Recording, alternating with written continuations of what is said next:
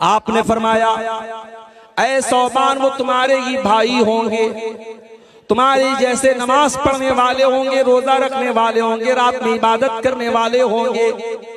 बस एक बात की कमी होगी, वलाकिन्नहुम इदा खलौ बिमहारिमिल्लाहि इंतहकुहा।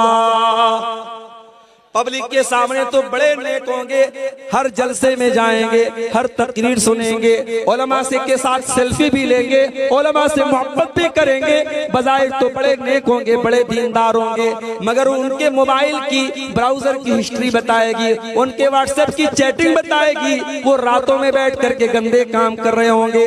वलाकिन्नहुम इज़ा खलौ बिमहारिमिल्लाहि इंतहकुहा। जब वो अकेले में होंगे, जब वो तन्हाई में होंगे, तो वो नाजायज काम करेंगे, वो गलत काम करेंगे, वो अल्लाह को नाराज करने वाले काम करेंगे। अपनी तन्हाई को गुनाहों से बचा लो मेरे भाई। दुनिया में हम देखते हैं बड़े बड़े शॉपिंग मॉलों में, रेलवे स्टेशन पर, एयरपोर्ट पर, हर जगह आजकल कैमरा लगा होता है। ये कैमरा क्यों लगा रहता है? इस कैमरे का नाम है सिक्योरिटी कैमरा। ये कैमरा जहां लगा है तो चोर भी चोरी करने से डरता है। किसी लड़की को छेड़ने वाला 1000 बार सोचता है कि नहीं यार कैमरा लगा हुआ है, रिकॉर्ड हो जाएगा। दुनिया में इंसान का बनाया हुआ कैमरा आज इंसान को गलत काम करने से रोक रहा है। इंसान डरता है कि नहीं भाई रिकॉर्ड हो रहा है। मैं कहता हूं ये इंसान का बनाया हुआ कैमरा है, ये तो खराब भी हो सकता है, ये तो बेकार भी हो सकता है। इस कैमरे में जो चीजें रिकॉर्ड हो रही हैं, हो सकता है 1 महीने के बाद वो डिलीट हो जाएं, मगर एक कैमरा ऐसा भी है जो हर चीज को रिकॉर्ड कर रहा है और 24/7 रिकॉर्ड कर रहा है, हर वक्त को रिकॉर्ड कर रहा है। और वो कैमरा कभी खराब होने वाला नहीं, वो कैमरा कभी बर्बाद होने वाला नहीं। और वो कैमरा कौन सा कैमरा है? फरमाया, व इन्ना अलैकुम लहाफिज़ीन किरामन कातिबीन यअलमून मा तफ़अलून। मेरे बंदो, हमने तुम्हारे अमाल को रिकॉर्ड करने के लिए किरामन कातिबीन को तुम्हारे ऊपर मुकर्रर कर दिया है, जो तुम्हारे एक एक अमल को रिकॉर्ड कर रहे हैं, एक एक अमल को लिख रहे हैं। हम जब रास्ता चलते हैं ना, अब ये औरतें भी जलसे में माशाल्लाह आई हुई हैं, लेकिन अफसोस के साथ और माजरत के साथ कहना पड़ता है कि हमारे यहाँ जलसे में भी मेले वाला माहौल है। इधर जलसा हो रहा है, उधर दुकानें लगी हैं, चूड़ी बिक रही है, खिलौने बिक रहे हैं, औरतें और नौजवान लड़कियां वहां पे खड़ी हैं, फिर वहां पे लड़के भी खड़े हैं और साफ तमाशा बना के बैठे। हमारे मुंतज़मीन से भी मैं बड़े अदब के साथ कहना चाहता हूं, मैं बिहार के जलसों में भी जाता हूं, बाज जगहों पर लोगों ने सख्ती की, जलसे के पहले ऐलान कर दिया कोई मेला वेला नहीं लगेगा, कोई दुकान नहीं लगेगी।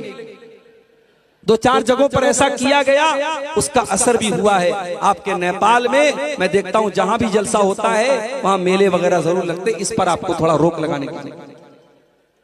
अब औरतें जा रही हैं रास्ते में, अब आप गुजर रहे हैं वहां से, अब आप बज़ाहिर आपकी नजर सामने है, मगर कंखियों से आप कहीं और देख रहे हैं। आपकी कंखी निगाहें कहीं और हैं, आपकी नजर उन औरतों पर पड़ रही है, लेकिन बज़ाहिर ऐसा लग रहा है कि आप सामने देख रहे हैं। इसको कहते हैं निगाहों की चोरी। अल्लाह कुरान में कहता है, यालमु खाइनतल आयुनि व मा तुख्फी सुदूर। अल्लाह का कैमरा इतना शानदार है। अल्लाह का कैमरा तो ये भी देख रहा है कि तुम्हारी नजर कहां पड़ रही है, तुम आंखों की चोरी करते हो तो अल्लाह उसको भी जानता है। वमा तुख्फी सुदूर, तुम्हारे सीने में क्या चल रहा है अल्लाह को वो भी पता है, तुम्हारे दिल में क्या चल रहा है, तुम्हारे दिमाग में क्या चल रहा है अल्लाह को वो भी मालूम है। अल्लाह का डर आज हमारे नौजवानों के अंदर से निकल रहा है। मेरे हमारे नौजवान आज बड़ी तादाद में शिर्क कर रहे हैं, गैरुल्लाह के आगे सर झुका रहे हैं। कितनी हमारी औरतें हैं, बच्चा बीमार हो गया, किसी ढोंगी बाबा के पास, किसी ओझा के पास, किसी शिरकिया मंत्र पढ़ने वाले के पास जाकर के अपने बच्चे को दम करवा रही हैं। बच्चे के गले में तावीज डलवा रही हैं। आज मुसलमान के घर में शिर्क हो रहा है, इससे बड़ा पाप कोई और नहीं हो सकता मेरा। दुनिया का सबसे बड़ा पाप शिर्क है, और आज हमारे मर्दों के अंदर भी और औरतों के अंदर भी शिर्क हो रहा है। और ये पेशन गोई अल्लाह के नबी ने बयान की थी कि मेरी उम्मत के अंदर ऐसे हालात भी आएंगे, मेरी उम्मत के अंदर शिर्क किया जाएगा। आपने फरमाया ला तक़ूमुस्साअतु हत्ता तलहक़ क़बाइलु मिन उम्मती बिल मुशरिकीना व हत्ता याबुदुल औतान। कयामत उस वक्त तक नहीं आएगी जब तक मेरी उम्मत के अंदर शिर्क न होने लगेगा, मेरी उम्मत के अंदर बुतों की पूजा न होने लगेगी। और मौलाना अल्ताफ हुसैन हाली ने 100-125 साल पहले बड़ा सही नक्शा खींचा था। 100 साल गुजर गए, मगर ऐसा लगता है मौलाना हाली ने आज के हालात को सामने रख करके ये नक्शा खींचा था। बहुत सारे काम हमारे गैर मुस्लिम भाई करते हैं, उनके मंदिरों में होता है, उनके इबादत गाहों में होता है। हम कहते हैं साहब ये गलत हो रहा है, शिर्क हो रहा है, और वही काम मुसलमान मजारों पे जाके करता है और कब्रों पे जाके करता है, उसको सही कहता है। मौलाना हाली कहते हैं करे गैर गरबुत की पूजा तो काफिर, कवाकिब में माने करिश्मा तो काफिर, झुके आग पर बहरे सजदा तो काफिर, जो ठहराए बेटा खुदा का तो काफिर, मगर मोमिनों पर कुशादा है राहें, परस्तिश करे शौक से जिसकी चाहे, नबी को जो चाहे खुदा कर दिखाएं, इमामों का रुतबा नबी से बढ़ाएं, मज़ारों पे जा जा के नजरें चढ़ाएं, शहीदों से जा जा के मांगे दुआएं, न तौहीद में कुछ फर्क इससे आए, न इस्लाम बिगड़े न ईमान जाए। मुसलमान के घर में आज शिर्क हो रहा है। मेरे भाइयों, सबसे पहले अपने घरों को शिर्क से पाक। मैं कहता हूं हमें अगर अपने परिवार से मोहब्बत है, अपने बीवी बच्चों से मोहब्बत है, क्या हम कभी गवारा करेंगे कि हम तो जन्नत में चले जाएं और हमारे बीवी बच्चे जहन्नम की आग में चले जाएं? अरे जहन्नम की आग छोड़ दो, अगर किसी के बच्चे की उंगली कट जाए, किसी की बीवी को जरा सी चोट लग जाए, शौहर बेचैन हो जाता है, बाप बेचैन हो जाता है, अपने बाल बच्चों को हम जरा सी तकलीफ में नहीं देख सकते। मेरे भाइयों, हम जहन्नम की आग में अपने बच्चों को जलता हुआ कैसे देख सकते हैं?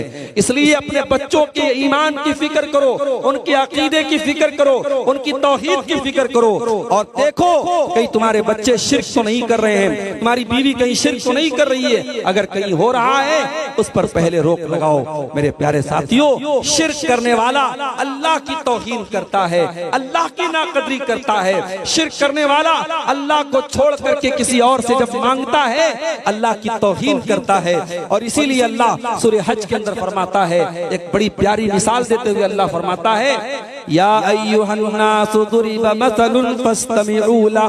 ऐ लोगों, अल्लाह ताला एक मिसाल दे रहा है, गौर से सुनो। इन्नल्लज़ीना तदऊन मिन दूनिल्लाहि लन यख्लुकू दुबाबा। तुम अल्लाह को छोड़ करके जिनको पुकारते हो, वो एक मक्खी पैदा करने की ताकत भी नहीं रखते। व इन यसलुबहुमुद्दुबाबु शैअन ला यस्तनक़िदूहु मिनहु। और मक्खी अगर उनकी कोई खाने पीने की चीज लेकर के चली जाए, वो मक्खी से वो चीज छीन नहीं सकते हैं। मांगने वाला भी कमजोर है और जिससे मांगा जा रहा है वो भी कमजोर है। कमजोर कमजोर से मांग रहा है, बंदा बंदे से मांग रहा है। मा क़दरुल्लाह हक़्क़ क़द्रिही। ओ लोगों, तुमने अल्लाह की कद्र न की जैसी करनी चाहिए थी। शिर्क करने वाला अल्लाह की नाकदरी करता है, अल्लाह की तौहीन करता है। इसलिए सबसे पहले मेरे भाइयों, अपनी तौहीद की हिफाजत करो, अपने दीन। हमारा नौजवान एक बड़ी तादाद में, आज हमारे नौजवानों की एक बड़ी तादाद ऐसी है जिनकी जिंदगी का कोई मकसद नहीं। उनकी जिंदगी का सिर्फ 3 मकसद है, खाओ पियो एंजॉय।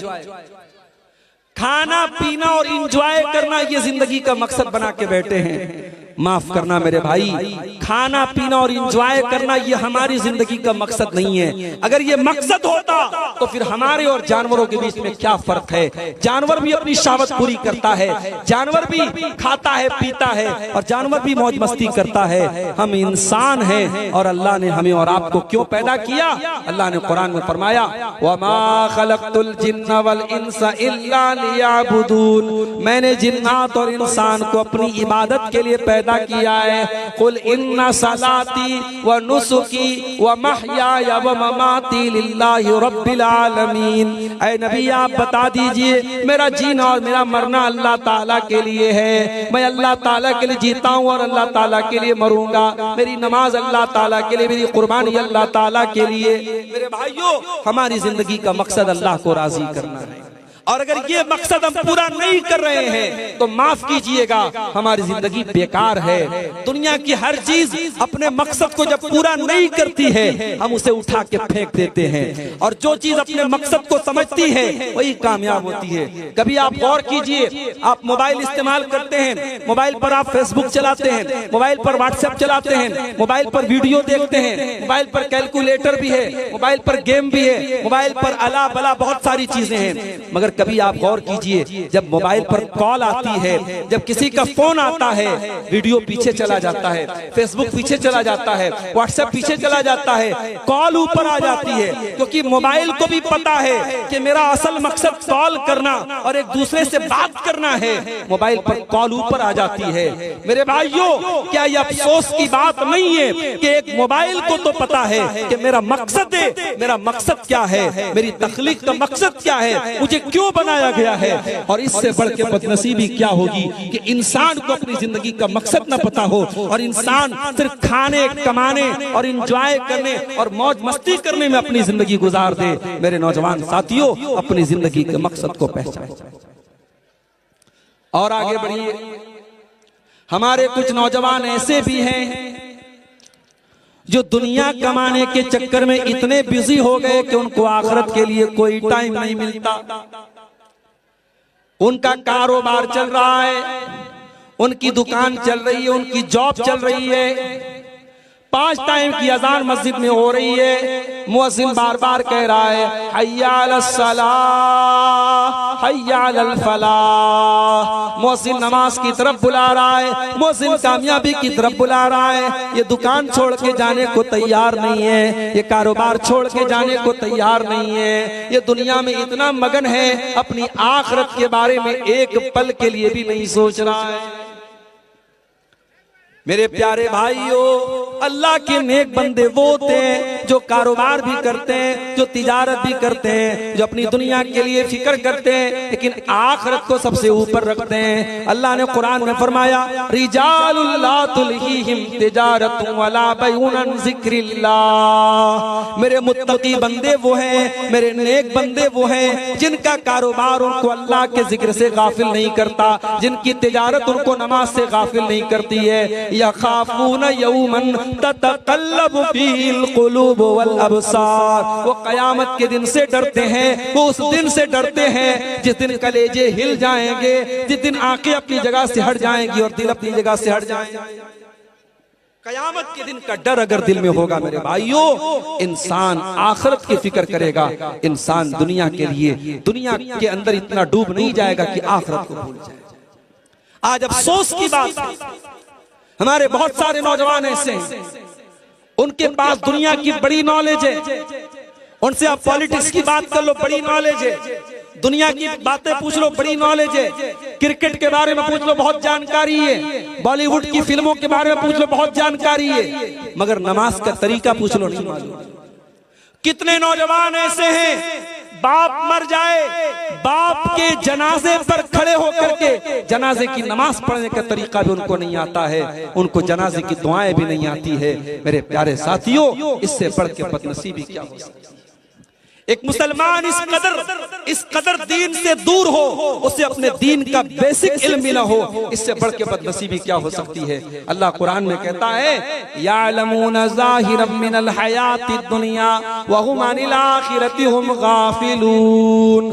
कुछ लोग ऐसे होते हैं जो दुनिया के बड़े जानकार होते हैं, दुनिया की बड़ी नॉलेज उनके पास होती है, लेकिन आखिरत से बिल्कुल दूर होते हैं, बिल्कुल गाफिल होते हैं। और आगे बढ़िए, हमारे नौजवानों में एक बड़ी तादाद ऐसे नौजवानों की भी है जो ज़िनाकारी और बदकारी की गंदगी में मुलव्विस है।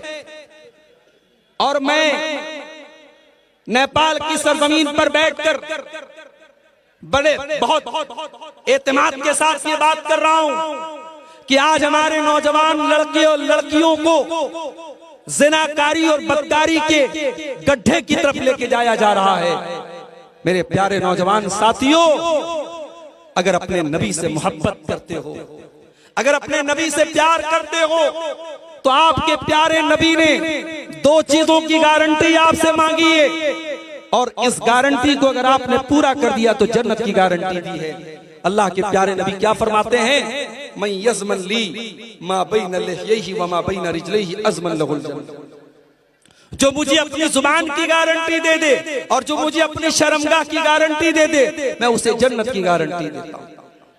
और अल्लाह के नबी को मालूम था कि जब एक नौजवान जवानी की दहलीज पर पहुंचता है तो उसके जिस्म के अंदर होने वाली तब्दीलियां ये तकाजा करती हैं कि उसकी इस ख्वाहिश को पूरा किया जाए, और इस ख्वाहिश को पूरा करने के लिए इस्लाम ने निकाह का सिस्टम रखा है। इसीलिए अल्लाह के नबी ने नौजवानों को खिताब करते हुए फरमाया, या माशर शबाबी मन इस्तता मिनकुमुल बाता फलयतज़व्वज। ऐ नौजवानों, जब तुम शादी के काबिल हो जाओ, जब तुम शादी की जिम्मेदारी उठाने के काबिल हो जाओ तो तुम निकाह कर लो। जब तुम शादी कर लोगे, जब तुम निकाह कर लोगे, फ़इन्नहु अग़ज़्ज़ु लिलबसर व अहसनु लिलफ़र्ज, तो तुम्हारी आंखें झुक जाएंगी और तुम्हारी शर्मगाह की हिफाजत हो जाएगी। ये बहुत बड़ी बात है। एक इंसान अगर शादी के काबिल हो गया, शादी की जिम्मेदारी उठाने के लायक हो गया, तो उसकी शर्मगाह की हिफाजत कैसे होगी? शादी करके होगी। भाई हमें भूख लगी है, हमें खाना चाहिए, तो आप हमारे सामने बेहतरीन से बेहतरीन चीजें ला के दे दें। जब तक हमारी भूख न मिटेगी, हमारा पेट न भरेगा। एक इंसान शादी के काबिल है, शरीयत कह रही उसकी शादी करा।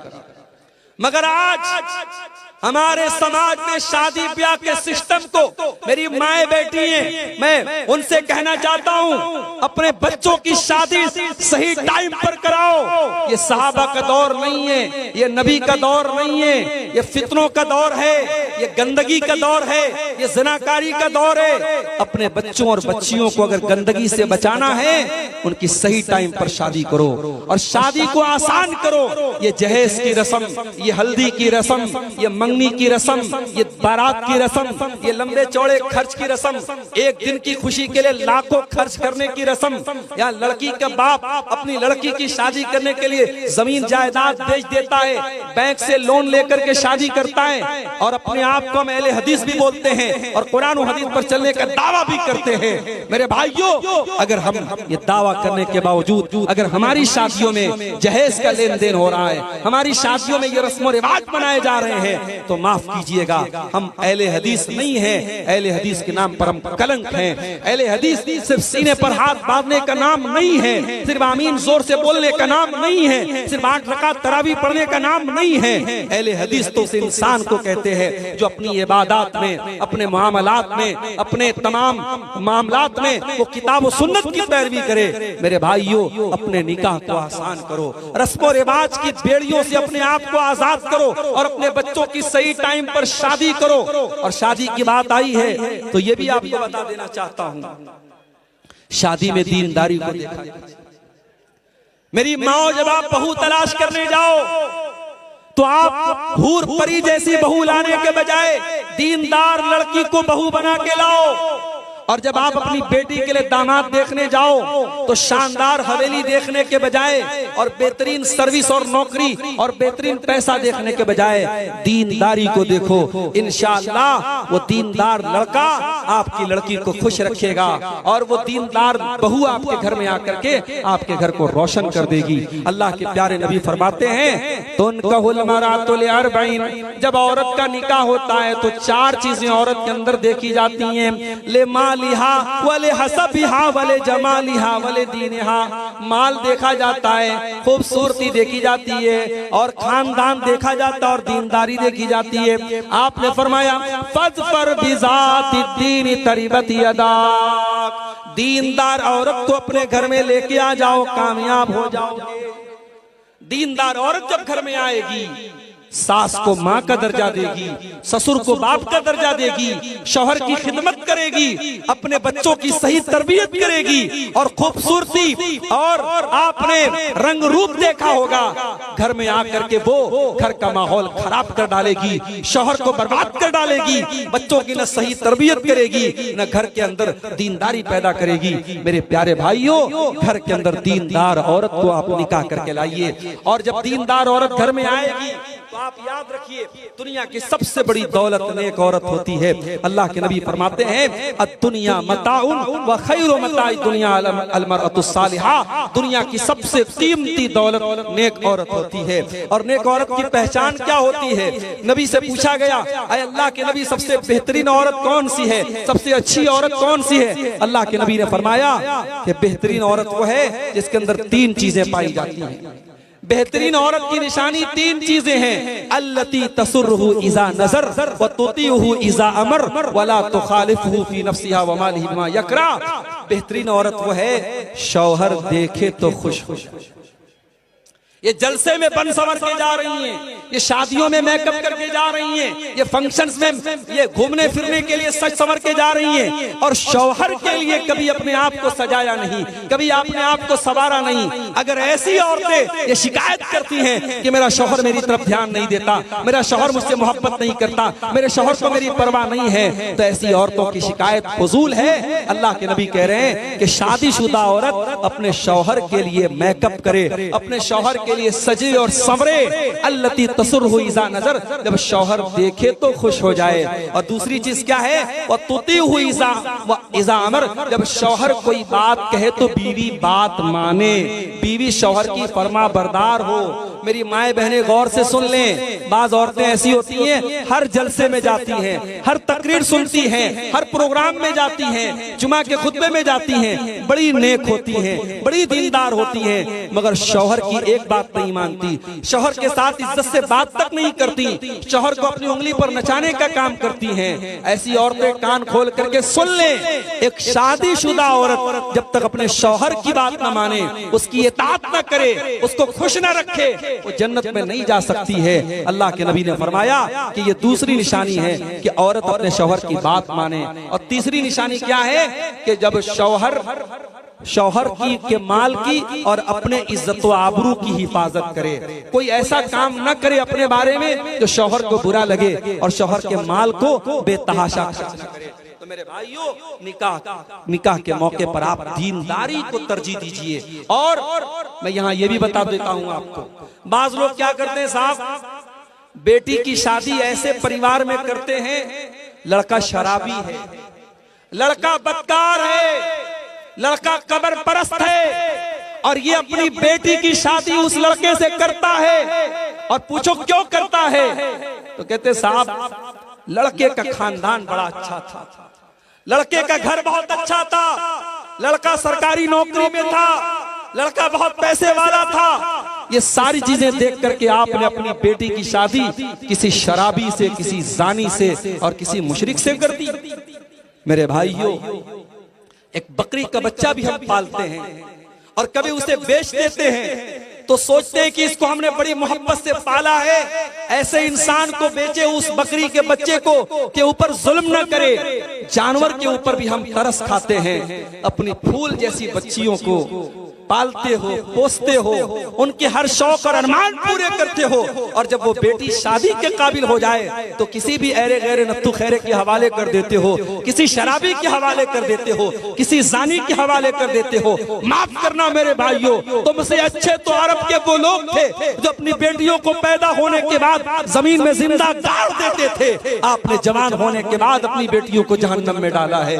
नहीं मेरे भाइयों, जब बेटियों का रिश्ता देखने जाओ तो शराबी और जानी से अपनी बेटियों का रिश्ता न करो। बाज़ लोग कहते साहब हमारी बेटी जाके माहौल सही कर देगी, हमारी बेटी सुधार देगी, हमारी बेटी शराबी को सही कर देगी, जानी को सही कर देगी। माफ करना मेरे भाइयों, आपकी बेटी कोई सर्फ एक्सेल नहीं है, कोई एरियल पाउडर नहीं है। वो लोगों की गंदगी को जाके साफ करेगी, वो शराबी को जाके सही कर देगी। मैंने रोते हुए देखा है बेटियों को, माँ बाप की गलती की सजा बेटियों को रोते हुए और भुगतते हुए मैंने देखा है। जब आप अपनी बेटी के लिए दामाद देखने जाएं तो दीनदारी को देखा करें मेरे भाइयों, दीनदार और नेक लड़के को अपना दामाद बनाएं। अल्लाह के प्यारे नबी फरमाते हैं, इज़ा खतबा इलैकुम मिम्मन तरदौन दीनहु व खुल्क़हु फज़व्विजूहु। जब तुम्हारी बेटी के लिए ऐसा रिश्ता आ जाए, लड़का दीनदार है, लड़का बाअखलाक है, लड़का अच्छा है, फज़व्विजूहु, तो तुम अपनी बेटी की शादी उससे कर दो।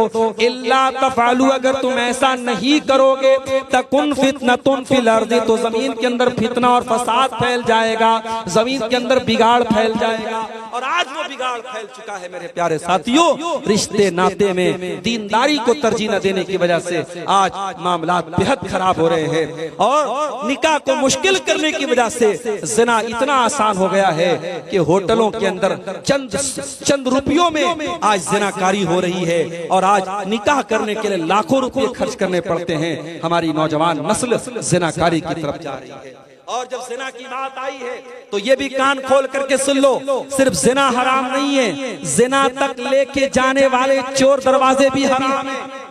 ज़िना तक लेके जाने वाले चोर दरवाजे भी हराम है। घर में अगर देवर भाभी के बीच में पर्दा नहीं है, घर में अगर जीजा साली के बीच में पर्दा नहीं है, घर में अगर चाचा के लड़के, मामा के लड़के, खाला के लड़के से आपकी लड़की पर्दा नहीं करती है, तो ये भी आप अपने बच्चों को ज़िनाकारी की तरफ लेके जा रहे हैं। मेरे भाइयों, जिस तरीके से आप अपने मोहल्ले के और समाज के लड़कों से अपनी जवान बेटी को बचाते हैं, उसके खाला के लड़के, उसके मामू के लड़के, उसके चाचा के लड़के भी उसके लिए गैर महरम हैं, और उनसे भी आपको बचाना है। आज अफसोस की बात है, मुसलमान के घर में महरम गैर महरम का कोई फर्क नहीं है। मोहल्ले के जवान लड़के आते हैं और आपकी बेटी उनसे कोई पर्दा नहीं करती, उनके साथ हंसी मजाक हो रहा है, बातचीत हो रही है। ये सारी चीजें घर को गंदगी की तरफ लेके जाती हैं, समाज को ज़िनाकारी की तरफ लेके जाती हैं। और यही नहीं, घरों के अंदर पहनावा कैसा है, आपकी बेटी कपड़ा कैसा पहनती है, आपकी बहन और आपकी बीवी कपड़ा कैसा पहनती है, ये भी बहुत मैटर करता है। आप नेपाल जैसे मुल्क में रहते हैं, आप अगर किसी बड़े शहर में रहते हैं और फैशन वाले कपड़े आपके घर में पहने जा रहे हैं, और वो कपड़े जिन कपड़ों के बारे में अल्लाह के नबी ने फरमाया, व निसाउन कासियातुन आरियातुन मुमीलातुन माइलातुन, ऐसी औरतें कि जो कपड़ा पहनने के बावजूद नंगी होंगी, जिनका कपड़ा उनके जिस्म को जाहिर करेगा, उनका जिस्म नजर आएगा, ऐसा कपड़ा पहनने वाली औरतें जहन्नम में जाएंगी। माफ करना मेरे भाइयों, अगर ऐसा कपड़ा आपके घर में पहना जाता है, वो कपड़ा पहनने वाली लड़की बाद में गुनहगार होगी, उससे सवाल बाद में किया जाएगा। पहले बाप से सवाल होगा, उसने बेटी को ऐसा कपड़ा ला के कैसे दिया, पहले भाई से सवाल होगा, उसने बहन को ऐसा कपड़ा ला के कैसे दिया, पहले शौहर से सवाल होगा, उसने बीवी को ऐसा कपड़ा ला के दिया। मेरे भाइयों, अगर आज हमारी औरतों के अंदर बेहयाई आ रही है तो ये एक तरफा मामला नहीं है, हमारे मर्द हजरात भी बेगैरत हो रहे हैं। जब मर्द बेगैरत होता है तब औरत बेहया होती है। इसलिए अगर औरतों को हयादार बनाना है, औरतों के अंदर शर्म और हया को पैदा करना है, तो मर्दों को बागैरत बनना पड़ेगा, मर्दों को गैरत वाला बनना पड़ेगा। जिस समाज के मर्द बेगैरत हो जाएं, जिस समाज के मर्द दयूस हो जाएं, जिनके घरों में बेहयाई का काम हो और मर्दों को कोई फर्क न पड़े, तो उस समाज में मेरे भाइयों गंदगी आम होती चली जाएगी। अल्लाह के प्यारे नबी फरमाते हैं कि 3 लोग ऐसे होंगे जिनकी तरफ अल्लाह ताला क़यामत के दिन ना तो देखेगा, ना बातचीत करेगा, ना पाक और साफ करेगा। उन 3 लोगों में एक वो इंसान भी होगा, अद्दयूस अल्लज़ी युक़िर्रु फ़ी अहलिहिल ख़ुबुस, वो बेगैरत इंसान, वो दयूस इंसान, वो बेशरम इंसान जिसके घर में गलत काम हो रहा हो और उसको कोई फर्क न पड़ता हो, उस बेगैरत से भी अल्लाह ताला कयामत के दिन नाराज हो जाएगा।